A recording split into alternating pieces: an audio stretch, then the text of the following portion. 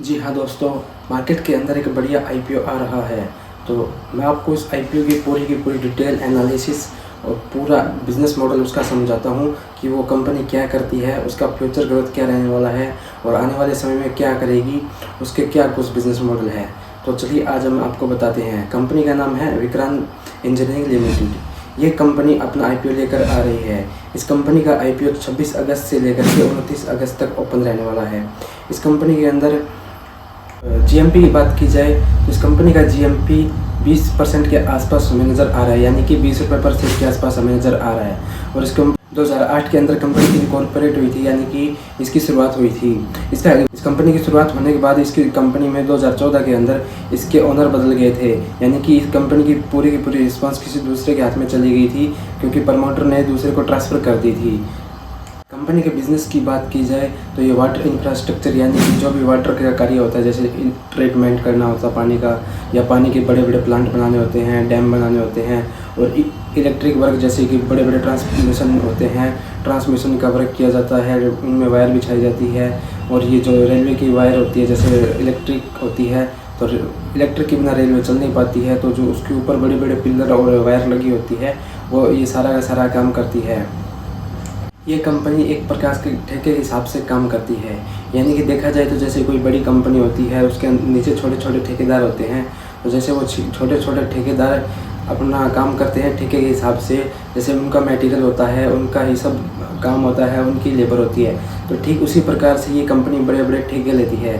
तो उन ठेकों से ये क्या करती है कि बड़े ठेके लेकर के उन ठेकों से अपनी इसी की खुद की मैन पावर होती है और इसी के ही इक्विपमेंट होते हैं, उसी के हिसाब से ये अपना प्रॉफिट बनाती है और रेवेन्यू जनरेट करती है।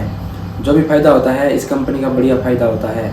इस कंपनी के अंदर हमें जो भी फ़ायदा मिला है, यानी कि इसकी ग्रोथ देखी जाए तो 72% हमें पावर ट्रांसमिशन के अंदर से निकल कर आ रही है, यानी कि इसकी 72% रेवेन्यू पावर ट्रांसमिशन से होता है।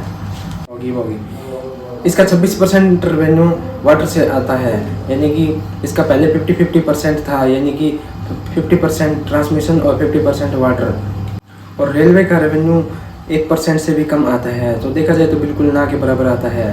तो चलिए ठीक बात है, अगली बात करते हैं। ये कंपनी 17 स्टेट के अंदर काम कर चुकी है। 34 प्रोजेक्ट इसके अभी रनिंग में है और 44 प्रोजेक्ट पर काम कर चुकी है। तो देखा जाए तो बहुत ही बढ़िया कंपनी है। और देखा जाए तो इसका ऑर्डर बुक वैल्यू 2000 करोड़ का है। तो फाइनली देखा जाए तो कंपनी ठीक ठाक ही है। इसके अलावा हमें और भी बहुत पुरानी कंपनी बड़ी बड़ी देखने को मिल जाती है, जैसे कि पटेल इंजीनियरिंग भी इसके जैसी कंपनी है, और बहुत सी बड़ी बड़ी कंपनियां हैं। तो उनके मुकाबले ज़्यादा कुछ बड़ी नहीं है, छोटी कंपनी है। और इसके फाइनेंशियल ईयर 2025 की बात की जाए तो 1352 करोड़ के आसपास इसके फाइनेंशियल ईयर 2025 के अंदर है। और अगली बात करते हैं टोटल इनकम इसकी 922 करोड़ के आसपास निकल कर आ रही है। और आफ्टर प्रॉफिट टैक्स बात की जाए तो इसका 77 करोड़ के आसपास निकल कर आ रहा है। और अगली बात करते हैं ईबिटा, यानी कि 160 करोड़ के आसपास निकल कर आ रहा है। नेटवर्थ की बात की जाए तो नेटवर्थ इसका 467 करोड़ निकल कर आ रहा है। और बोरिंग की बात करते हैं लास्ट में हम, तो इसका बोरिंग साल दर साल हमें बढ़ता हुआ देखने को मिला है, यानी कि 272 करोड़ के आसपास इसकी बोरिंग हो चुकी है आज के टाइम में। इसकी हम ROE की बात करते हैं तो ROE इसकी 16% निकल कर आ रही है। और ROC की बात करते हैं, ROC 23% निकल कर आ रही है, यानी कि देखा जाए तो 24% के आसपास निकल कर आ रही है। PE रेशियो की बात की जाए तो इसका PE रेशियो 22 निकल कर आ रहा है।